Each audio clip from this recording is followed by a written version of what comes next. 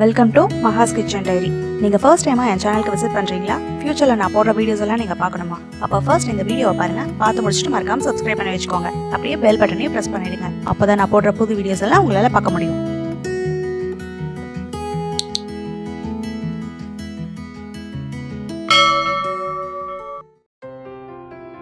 Hi friends, இன்றைக்கி நம்ம பார்க்க போகிற வீடியோ விநாயகர் சதுர்த்தி ஸ்பெஷல் பிடி கொழுக்கட்டை வீடியோ. இந்த பிடி கொழுக்கட்டை நம்ம கடையில் கிடைக்கிற ரெடிமேட் கொழுக்கட்டை மாவு யூஸ் பண்ணியோ இல்லை அரிசி மாவு யூஸ் பண்ணியோ பண்ண போகிறது இல்லை. அதை விட டேஸ்ட்டாக சாஃப்டான மெத்தடில் பண்ண போகிறோம். இதுக்காக ரொம்ப எல்லாம் கஷ்டப்பட தேவையே இல்லை. நம்ம எப்பவும் இட்லிக்கு மாவாக இருப்போம்ல கிரைண்டரில், அதே மாவை வச்சு தான் நம்ம கொழுக்கட்டை பண்ண போகிறோம். அது எப்படின்னு டீட்டெயிலாக இந்த வீடியோ நடுவில் சொல்கிறேன்.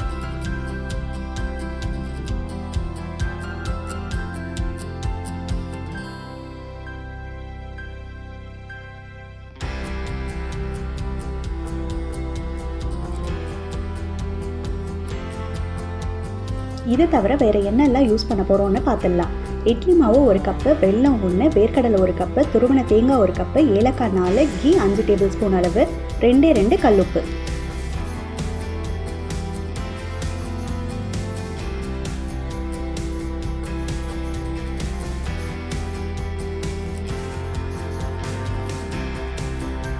ஃபர்ஸ்ட்டு வெள்ளத்தை கிரேட்டரில் துருவி எடுத்துக்கலாம். துருவி எடுத்ததை கடாயில் போட்டு கொஞ்சமாக தண்ணி அதில் ஆட் பண்ணிவிட்டு ஜஸ்ட் அது கரையிற வர மட்டும் வச்சு ஒரு கொதி வந்ததும் ஸ்விட்ச் ஆஃப் பண்ணிவிட்டு ஃபில்டரை வச்சு ஃபில்டர் பண்ணி எடுத்துக்கலாம். டஸ்ட் இல்லாமல் இருக்கும்.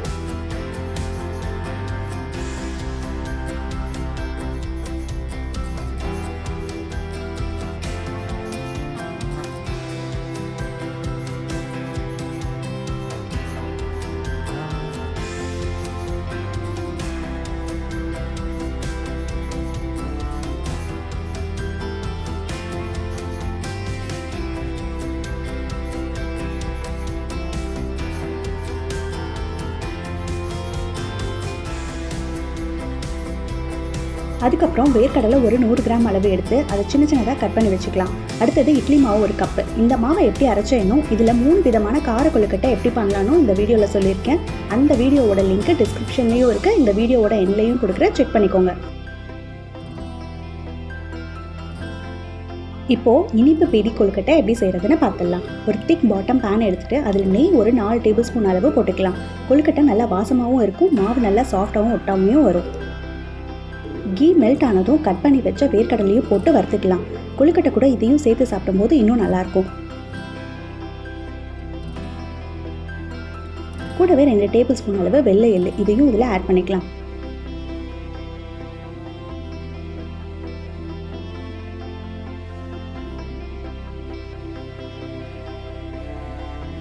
லைட்டாக வறுத்ததும் கரைச்சி வச்ச வெள்ளத்தையும் இதில் ஊற்றிட்டு இந்த இனிப்பை இன்னும் டேஸ்டாக்க 2 கல்லுப்பு இது கூட போட்டுக்கலாம்.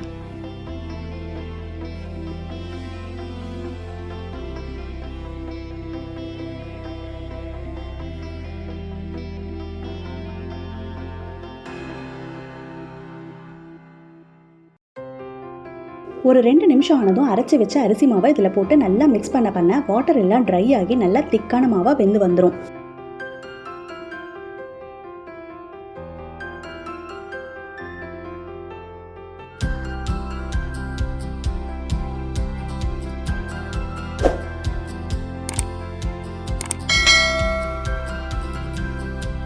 டூ மினிட்ஸ் வச்சாலே போதும், கைவிடாமல் கலந்து விட்டுட்டே இருக்கணும். கூடவே தட்டி வச்ச ஏலக்காய் 1 டீஸ்பூன் போட்டுட்டு துருவன தேங்காயும் கிரன்ச்சிக்காக போட்டுக்கலாம்.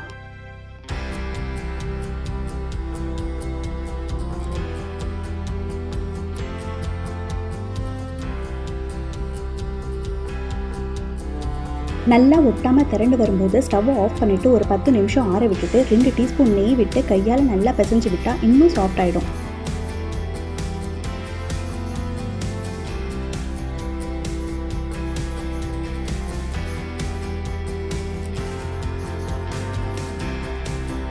இப்படி நல்லா பிடிக்க வருதான்னு பார்த்துக்கோங்க. ரெடியானதும் இட்லி தட்டில் வாழை இலையை வச்சு அதில் வேக விடலாம். கையில் கொஞ்சம் நெய்யை தடவிட்டு இப்படி பிடிச்சு வச்சு இட்லி குக்கரில் ஒரு 15 மினிட்ஸ் வேக வச்சு எடுத்தால் நம்ம வாழை இலை கொழுக்கட்டை ரெடி ஆகிடும்.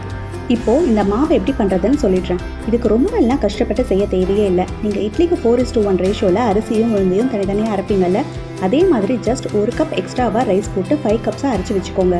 அரிசி மாவை அரைச்சதும் ஒரு மீடியம் சைஸ் பவுல் ஃபுல்லாக ஃபில் பண்ணி தனியாக எடுத்து ஒரு நாள் ஃபுல்லாக ஃப்ரிட்ஜில் வச்சு எடுத்திங்கன்னா நெக்ஸ்ட் டே அது நல்லா டைட்டாகி இருக்கும்.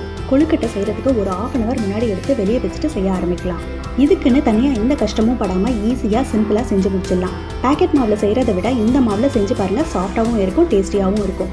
நீங்களும் செஞ்சு பாருங்கள், பார்த்துட்டு எப்படி வந்துச்சுன்னு மறக்காமல் கமெண்ட் பாக்ஸில் சொல்லுங்கள்.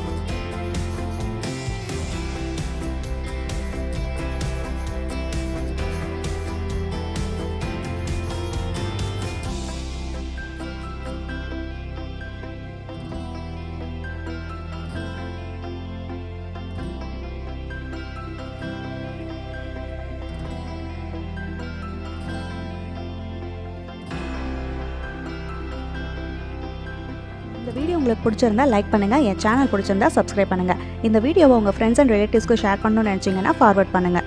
சஜஷன்ஸ் அண்ட் காம்ப்ளிமெண்ட்ஸ் ஏதாவது இருந்துச்சுன்னா கமெண்ட் பாக்ஸில் சொல்லுங்கள். திரும்ப உங்கள் எல்லாரையும் நெக்ஸ்ட் வீடியோவில் மீட் பண்ணுறேன். தேங்க்யூ.